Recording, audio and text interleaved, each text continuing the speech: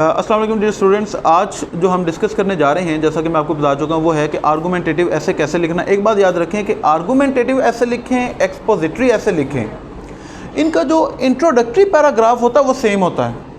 Introductory paragraph का structure हम पहले काफ़ी दफ़ा डिस्कस कर चुके हैं, मैं अब रिपीट नहीं कर रहा, आपको पता है। जो इंट्रोडक्टरी पैराग्राफ है वो आपने उसी तरह ही लिखना है कि एक जनरल स्टांस आपने लेना है, एक्सपेंड करना है और एंड पे आपने थीसिस स्टेटमेंट देना है। असल में डिफरेंस आता है एक्सपोजिटरी ऐसे में वहाँ जब आप बॉडी पैराग्राफ स्टार्ट करते हैं। तो आज हम इसके ऊपर डिस्कशन करने जा रहे हैं। देखिए, सबसे पहले कि आर्गूमेंटेटिव ऐसे का मतलब क्या होता है। You take a stance and you defend it. This is very simple कि आप आर्गूमेंटेटिव ऐसे उस वक्त लिख सकते हैं जब आपने एक स्टांस लेना है और फिर आपने उसको डिफेंड करना है। अब आप मुझसे ये क्वेश्चन कर सकते हैं कि सर स्टांस तो हम हर ऐसे के अंदर ही, जो थीसिस स्टेटमेंट होता है वो हमारा ओपिनियन होता है ना, तो जब हम उस ओपिनियन को डिफेंड करते हैं देन इट बिकम्स आवर आर्गूमेंटेटिव ऐसे। जब हम उस ओपिनियन को एक्सपोज करते हैं, उस ओपिनियन को नरेट करते हैं, वो हमारा जो है वो एक्सपोजिटरी ऐसे बन जाए। हम एक ओपिनियन लेते हैं, उसके बाद हम उसकी कॉजेज़ लिख रहे हैं, उसका इम्पैक्ट लिख रहे हैं, उसकी रिकमेंडेशंस लिख रहे हैं। इसका मतलब है कि हम उसको एक्सपोज कर रहे हैं, उसको नरेट कर रहे हैं, उसको एक्सपेंड कर रहे हैं, वो एक्सपोजिटरी टाइप बन जाती है। लेकिन अगर उस ओपिनियन को हम डिफेंड करते हैं, देखिए डिफेंड हम कैसे कर सकते हैं। डिफेंड हम अपने ओपिनियन को उसी वक्त करते हैं जब हमारे पास एक ओपोजिंग आर्गूमेंट भी हो। तो फिर हमने उन बॉडी पैराग्राफ के अंदर उन ओपोजिंग आर्गूमेंट्स को कैसे लिखना है, कैसे डिफेंड करना है, ये आज की हमारी जो है वो डिस्कशन होगी। फॉर एग्जांपल देखें कि जैसे यहाँ पर एक आपके पास टॉपिक है, is democracy no more vulnerable in Pakistan. Either you can agree or disagree. इसका मतलब है कि दो डिफरेंट पॉइंट्स मौजूद हैं हमारे पास। तो इसके ऊपर आर्गूमेंटेटिव ऐसे लिखने के वक्त आप एक थीसिस स्टेटमेंट बनाएंगे, एक ओपिनियन बनाएंगे, या तो आप एग्री करेंगे या डिसएग्री करेंगे। ये जो एक्सपोजिटरी ऐसे और परसुएसिव ऐसे, इन दोनों के अंदर भी एक फ़र्क होता है। एक्सपोजिटरी ऐसे, जैसा कि मैं आपको बार बार रिपीट करके कर चुका हूँ, आपको पता चल गया कि उसके अंदर परसुएसिव ऐसे क्या होता है। ये एक ऐसा ऐसे है जिसके अंदर आप कोई भी काउंटर आर्गूमेंट प्रेजेंट नहीं करते। आर्गूमेंटेटिव ऐसे और परसुएसिव ऐसे, इन दोनों के अंदर फ़र्क है, लेकिन ये फ़र्क सिर्फ स्टूडेंट लेवल पे है कि आप किसी भी आइडिया को कैसे लिखना चाहते हैं। अगर आप एक आइडिया को इस तरह प्रेजेंट करना चाहते हैं कि आप अपना एक ओपिनियन लेते हैं, आप एक उसका फिर ओपोजिंग आर्गूमेंट देते हैं, फिर आप उसको निगेट करते हैं और एंड पे पैराग्राफ पे आप उसका कंक्लूजन निकाल देते हैं। ये होती है आर्गूमेंटेटिव अप्रोच। एक होती है परसुएसिव अप्रोच कि अगर आपका दिल चाह रहा है कि नहीं, मैं काउंटर आर्गूमेंट प्रेजेंट ना करूं, मैं सिर्फ वो आर्गूमेंट्स प्रेजेंट करूं जो मेरे ओपिनियन से रिलेटेड हैं, तो वो उसमें आप फिर ऐसे पैराग्राफ कि आप ऊपर एक टॉपिक सेंटेंस लिखते हैं, आप उस टॉपिक सेंटेंस को आगे एक्सपेंड करते हैं, डिफेंड करते हैं, एंड पे कंक्लूजन निकाल देते हैं, अगला पैराग्राफ लिखते हैं। इसी तरह उसके अंदर आप कोई भी काउंटर आर्गूमेंट प्रेजेंट नहीं कर रहे। जब आप काउंटर आर्गूमेंट प्रेजेंट नहीं करते, वो हमारा परसुएसिव ऐसे होता है। इसका मतलब है कि हम परसुएड करने की कोशिश कर रहे हैं, कोई बात मनवाने की कोशिश कर रहे हैं। आर्गूमेंटेटिव ऐसे होता है कि जब हम अपने रीडर का, अपने एग्जामिनर का माइंड जो है वो चेंज करना चाहते हैं। जब हम मुख्तलिफ प्रोग्राम्स देखते हैं, जो रात के वक्त करंट अफेयर्स प्रोग्राम चलते हैं जिसके अंदर 2 या 3 लोग बैठे हैं, हर कोई अपना आइडिया प्रेजेंट कर रहा होता है। इन प्रोग्राम्स का मकसद क्या होता है कि जो ऑडियंस है, जो व्यूअर है, वो सारे आइडियाज़ देख के, सारे आइडिया सुन के अपना खुद से माइंड मेकअप करें। हो सकता है कि मेरा एक प्रोग्राम देखने से पहले ये माइंड हो कि कराची में पॉलिटिकल पार्टीज़ जो हैं वो कोई काम नहीं कर रहे, तबाह हो गया, और मैं एक प्रोग्राम सुनता हूँ, उसमें 3-4 डिफरेंट पार्टीज़ के लोग बैठे हैं और वो अपने आर्गूमेंट्स प्रेजेंट करते हैं, और वो प्रोग्राम देखने के बाद मैं कहता हूँ नहीं, ये पार्टी काम कर रही है, बाकी पार्टीज़ जो हैं वो काम नहीं कर रही। इसका मतलब क्या है कि आर्गूमेंट्स उस वक्त हम प्रेजेंट करते हैं जब हमने किसी का माइंड जो है, जिसे किसी के आइडियाज़ चेंज करने हों। परसुएड का मतलब होता है कि हम चेंज नहीं करना चाहते, हम उसे बस कायल करना चाहते हैं कि भाई मेरा ये मानना है। हाँ, हम अपने आइडियाज़ को सिर्फ सपोर्ट करना चाहते हैं, हम किसी को कायल करने की कोशिश नहीं करना चाहते। वो हमारे आइडियाज़ को मान ले तो ठीक है, ना माने तो उसकी मर्ज़ी। तो ये एक स्लाइट डिफरेंस है। It is up to you कि आप किसी भी ऐसे को किस तरह जो है वो लिखना चाहते हैं। इसके एंड पर देखें कि M of argumentative essay is to make an attempt to change the reader's mind and convince the reader. हमने रीडर को कन्विंस करना है। आर्गुमेंटेटिव ऐसे लिखते हुए कुछ की टर्म्स हैं जिनका हमें ज़रूर पता होना चाहिए कि ये क्या है। नेक्स्ट पे देखें, एक है आर्गुमेंटेशन। आर्गुमेंटेशन का मतलब क्या होता है कि it is a process of forming reasons, drawing conclusions and applying them in discussion. Argument किसे कहते हैं? ये एक ऐसा प्रोसेस है जिसमें हम एक रीज़न प्रोवाइड करते हैं, फिर हम कुछ कंक्लूजन प्रोवाइड करते हैं, निगेट करके हमने कंक्लूड भी करना, देखो जो मैं कह रहा था वो सही है। दूसरी है refutation. Sometimes we only refute certain ideas. Refutation का मतलब क्या है? It is a process of discrediting the arguments that oppose your thesis statement. कि आर्गुमेंटेटिव ऐसे लिखते हुए आपको रेफुटेशन का बड़ा ख्याल रखना पड़ेगा कि आपने हर उस आइडिया को फिर रिफ्यूट करना है जो आपके थीसिस स्टेटमेंट के अगेंस्ट जाता है। क्योंकि अगर आप उसे रिफ्यूट नहीं करते, इसका मतलब है कि वो आर्गुमेंट आपका वीक है, आप हार गए। तीसरी है प्रोपोनेंट। प्रोपोनेंट का मतलब है someone who argues in favour of something, advocate. Proponent वो होता है कि लेट्स से कि आपने एक आइडिया डेवलप किया और आपके आइडिया से ऐसे लोगों के आइडियाज़ जो मुताबिकत रखते हैं। अगर आप ये कह रहे हैं कि डेमोक्रेसी इज़ सेफ़ इन पाकिस्तान, तो बड़े ऐसे नॉन पर्सनैलिटीज़ होंगी जिनका ये ख्याल होगा, तो फिर आपने उनके ख्यालात को भी अपने इस ऐसे के अंदर जो है वो कोट करना है। ये क्यों कोट करते हैं? बेसिकली ये आपके आइडिया को वैलिडेट करते हैं कि देखो जो मैं कह रहा हूँ वो सिर्फ मैं नहीं कह रहा, बल्कि वो रसल ने भी कहा, वो कायद आज़म ने भी कहा, वो इकबाल भी कह रहा है, वो एहसन इकबाल भी कह रहा है। तो ये सारी बातें इसके अंदर जो है वो आप कोट करेंगे। इस कॉन्सेप्ट को कहते हैं प्रोपोनेंट, कि फिर आपको उन तमाम आइडियाज़ को प्रेजेंट करना पड़ेगा जो आपकी फेवर में जाते हैं। Opponent, a person who disagrees with something. तो ये तो आपको पता ही है कि ओपोनेंट कौन होता है, जो आपसे एग्री नहीं करता। काउंटर आर्गूमेंट्स क्या हैं? It is a point or statement in opposition to your thesis statement, जो स्टांस, इसे हम काउंटर आर्गूमेंट कहते हैं। बिल्कुल सही। प्रो आर्गूमेंट, ये वही जो प्रोपोनेंट है। It is a point or statement that supports one's ideas. अच्छा जी, अब कौन कौन सी चीज़ें हैं जो आपने अचीव करनी है आर्गूमेंटेटिव ऐसे लिखते हुए? गोल्स क्या हैं? To present an opinion on a debatable topic. सबसे पहले बात, आर्गूमेंटेटिव ऐसे सिर्फ उसी टॉपिक के ऊपर लिखा जाता है जो टॉपिक डिबेटेबल हो। ये मैं आपको बता भी चुका हूँ, जो डिबेटेबल नहीं है उसके ऊपर हम आर्गूमेंटेटिव ऐसे नहीं लिख सकते। फिर आपने you have to explain, clarify and illustrate that opinion. जो आपने ओपिनियन लिया है उसको आपने इलस्ट्रेट करना है। Persuade the reader that stance is supported by. कैसे? Convincing him that your opinion is correct और एट लीस्ट वर्थ कंसिडरिंग। ये बहुत इंपॉर्टेंट है। ये अभी हम आगे एक प्रैक्टिकल पैराग्राफ देखेंगे, उसमें आपको इस बात की समझ आएगी। अब देखो, ज़रूरी नहीं होता जब आप एक काउंटर आर्गूमेंट प्रेजेंट कर रहे हैं तो एक आपने ओपिनियन ले लिया तो हमेशा काउंटर आर्गूमेंट रॉन्ग ही हो। समटाइम्स काउंटर आर्गूमेंट जो हैं वो किसी हद तक ठीक भी हो सकते हैं। फॉर एग्जांपल देखें, अभी हम ये बात कर रहे थे, इन्होंने कहा जी रूल ऑफ लॉ के ऊपर किस तरह के एसेज आ सकते हैं। मैं कहता हूँ कि रूल ऑफ लॉ जो है वो तब तक किसी भी सोसाइटी के अंदर एग्जिस्ट नहीं कर सकता। फॉर एग्जांपल, ये मेरा ओपिनियन है, जब तक वहाँ पर 100% लिटरेसी रेट नहीं हो।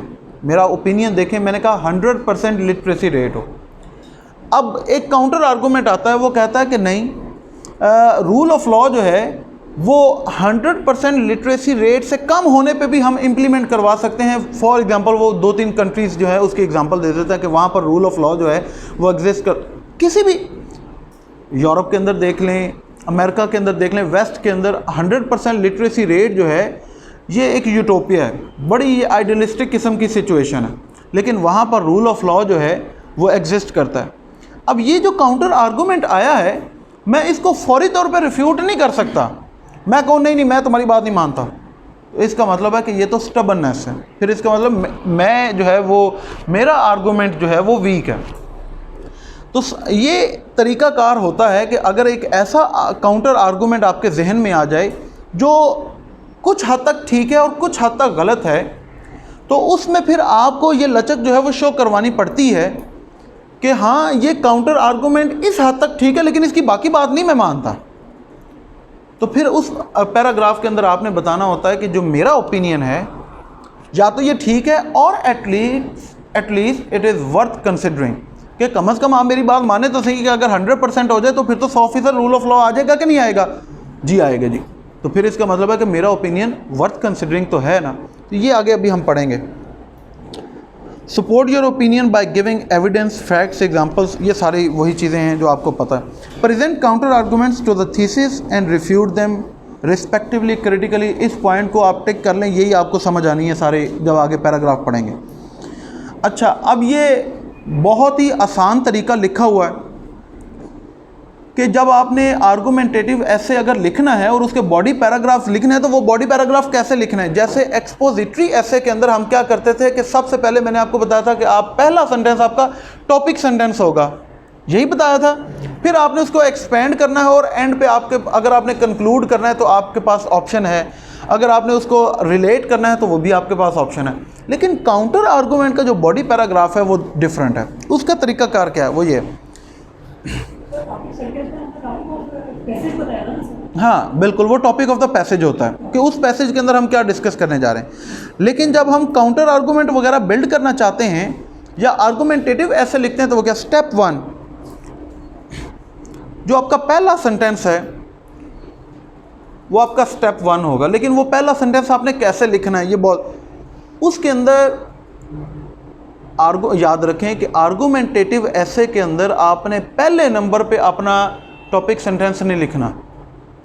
पहले नंबर पे आपने क्या करना है, यस, आप जो है वो कोई काउंटर आर्गूमेंट अगर प्रेजेंट करना चाहें तो कर सकते हैं। कि कैसे आपने फिर वो लिखना है। For example, many people believe या मैनी पीपल फील या मैनी पीपल थिंक या many people know the fact या many people say that state the counter argument है। नहीं समझ आ रही मैडम? क्या समझ आ रही है? क्या समझ आई है बताएं मुझे।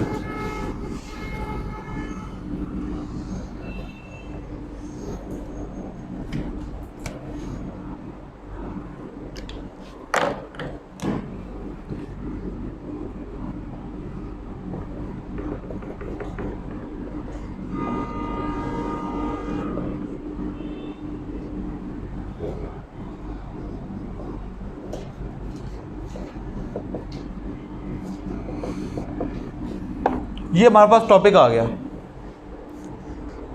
कि कोविड-19 has become a blessing for the economy of Pakistan.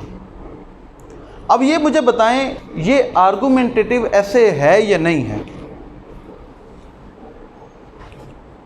क्यों परेशान हो रहे हैं?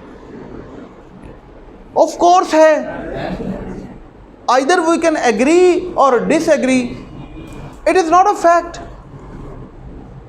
ये हम इसमें कुछ कहेंगे कि it has become a blessing for us, कुछ कहेंगे it has become a curse for us. तो इसका मतलब है डिफरेंट ओपोजिंग आर्गूमेंट्स तो हैं ना हमारे पास। अब फॉर एग्जांपल, अब देखिए, ये मैं ऐसे का टॉपिक जब पढ़ता हूँ, अब मैं इसके ऊपर ओपिनियन एक डेवलप कर रहा हूँ। मैं कहता हूँ कि कोविड-19 is not a blessing but it comes या it came like a curse, impending curse करते हैं, कभी ना ख़त्म होने वाले, for the economy of Pakistan. अब ये मैंने डिफरेंट ओपिनियन ले लिया। ये मैं कहता हूँ कि नहीं, ये पाकिस्तान के लिए बड़े जो है वो ख़राब सिचुएशन इसने क्रिएट कर दिया। अब मैं इंट्रोडक्शन ये मैंने लिख लिया, अब मैं इसके ऊपर बॉडी पैराग्राफ लिखना जा रहा हूँ। पहला पैराग्राफ। अब एक्सपोजिटरी ऐसे बच्चों जो होता है उसमें हम क्या करते हैं कि जब भी हम पैराग्राफ लिखते हैं सबसे पहले हम टॉपिक सेंटेंस लिखते हैं जो मेरा ओपिनियन है। लेकिन जब हम आर्गूमेंटेटिव ऐसे लिख रहे हैं फिर इसमें हम ऐसा नहीं करेंगे। फिर जो आर्गूमेंटेटिव ऐसे का पैराग्राफ होगा उसका जो पहला सेंटेंस लिखना है, फ़र्ज़ कर लें एक है, मैंने उसके अंदर 5 सेंटेंसेस लिखने हैं, इस पैराग्राफ के अंदर, तो पहले सेंटेंस में टॉपिक सेंटेंस नहीं आएगा, पहले सेंटेंस में क्या आएगा, काउंटर आर्गुमेंट। अब समझ आइए कि नहीं कि जो आर्गुमेंटेटिव ऐसे है उसका बॉडी पैराग्राफ बिल्कुल डिफरेंट होता है उसका स्ट्रक्चर। काउंटर आर्गुमेंट अब हम जब लिखना है तो कैसे लिखना है, ये आपके सामने लिखा हो। आप इस तरह अपना पैराग्राफ स्टार्ट कर सकते हैं कि मैनी पीपल से दैट कोविड-19 इज़ अ ब्लेसिंग फॉर मैं ये अभी बता रहा हूँ, या मैनी पीपल फील दैट कोविड-19 is a blessing for the economy because it has changed our aptitude towards policy making. Policy making के अंदर चेंजेस आई हैं, लेकिन मेरा ये ओपिनियन नहीं है, ये मेरे लिए काउंटर आर्गुमेंट है। अब मैंने फिर इसको रिफ्यूट करना है, तो अब इसको लिखने के दो तरीके हैं। जो काउंटर आर्गुमेंट, जो पहला सेंटेंस है वो देखें, या तो आप अपना पैराग्राफ ऐसे स्टार्ट कर सकते हैं जैसा ये आपके सामने लिखा हुआ, या फिर कुछ भी जैसे it is often thought that, आगे counter argument, it is often said, it is believed, it is often quoted, it is often felt। आप इस तरह अपना जो काउंटर आर्गुमेंट का बॉडी पैराग्राफ का जो पहला सेंटेंस है आप इस तरह लिख सकते हैं। अच्छा, फॉर एग्जांपल जैसे यहाँ पे many people believe that running can hurt your joints, ये हमारे पास एक टॉपिक है। फॉर एग्जांपल अगर कि एक्सरसाइज जो है it is good for health, लेकिन एक बंदा कहता है नहीं, exercise is not good for health, actually it can hurt your joints, तकलीफ होती है। अब ये काउंटर आर्गुमेंट आ गया ना, तो आप इस तरह अपना पहला जो कदम है वो आपने ऐसे उठाना है, काउंटर आर्गुमेंट। आगे आ गया स्टेप 2। स्टेप 2 के अंदर क्या आता है, आपका सेकेंड सेंटेंस। इसके अंदर आपने क्या करना है, देखें, this is your second sentence, follow up with your opinion, reason why there reason is wrong. दूसरे के अंदर आपने बेसिकली क्या करना है, योर ओपिनियन। अब यहां पर आपका दूसरा जो सेंटेंस होगा वो आपका टॉपिक सेंटेंस माना जा सकता है। दूसरे सेंटेंस में आपने अब उसको बताना है कि क्यों ये जो ओपिनियन है ये गलत है। हाउ टू राइट, अब आपने कैसे लिखना है, व्हाट दिस आर्गुमेंट ओवरलुक्स, मतलब ये आप पूरा सेंटेंस बना सकते हैं, या फिर आप कहें कि what this argument fails to consider, what this argument does not take into account is dash, आगे जो भी आपने अपना ओपिनियन देना हो।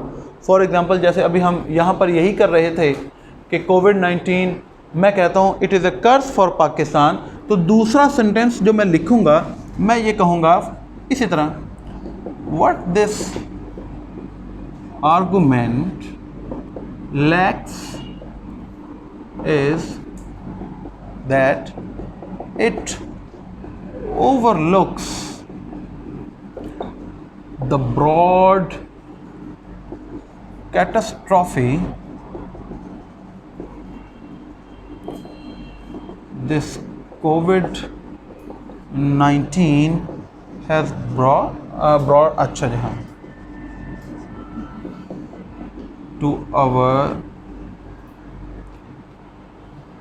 economic instability, या मैं यहाँ पर अगर इसको थोड़ा सा स्पेसिफिक बनाऊँ, has brought to our employment sector, या रेशो ऑफ अनएम्प्लॉयमेंट, कुछ भी लिख सकते हैं। ये मेरा ओपिनियन है। ऊपर मैंने कहा कि it is a curse for Pakistan, और नीचे पहला ये काउंटर आर्गुमेंट आया कि ये कर्स नहीं है, ये ब्लेसिंग है। क्यों? क्योंकि इसने बेसिकली हमारी जो पॉलिसी मेकिंग है, या इसने हमारे लिए नई अपॉर्चुनिटीज़ जो है वो क्रिएट कर दी हैं। तो नीचे मैंने उसको रिफ्यूट किया, मैंने कहा नहीं, इस आर्गुमेंट के अंदर एक चीज़ जो कम है, वो जो कमी है वो ये है कि वो ये नहीं बता रहा कि कोविड-19 की वजह से कितनी बड़ी तबाही आई है हमारे एम्प्लॉयमेंट सेक्टर के अंदर। इसका मतलब है कि आगे मैं बताऊंगा कि कोविड-19 की वजह से अनएम्प्लॉयमेंट बहुत ज़्यादा बढ़ गई है। तो एंड पे मैं कंक्लूड कर दूंगा कि देखिए, जब अनएम्प्लॉयमेंट बढ़ती है तो इकोनॉमी ख़राब होती है, इकोनॉमी ठीक नहीं होती, लिहाजा it is not a bone, it is A Ben for the economy. कुछ पिक्चर क्लियर हो रही है कि नहीं हो रही? श्योर? अगर किसी को अच्छा जी, तो फिर जो दूसरा आपने पैराग्राफ का सेंटेंस लिखना है वो आपका बेसिकली टॉपिक सेंटेंस होता है। वो आपको पहले आपने काउंटर आर्गूमेंट लिखना है। आप इस तरह लिख सकते हैं, या आप दिस व्यू सीम्स या this view looks convincing, plausible, persuasive at first but, आगे आप, तो आप दूसरे सेंटेंस को अगर इस तरह लिखना चाहें तो आप इस तरह भी लिख सकते हैं।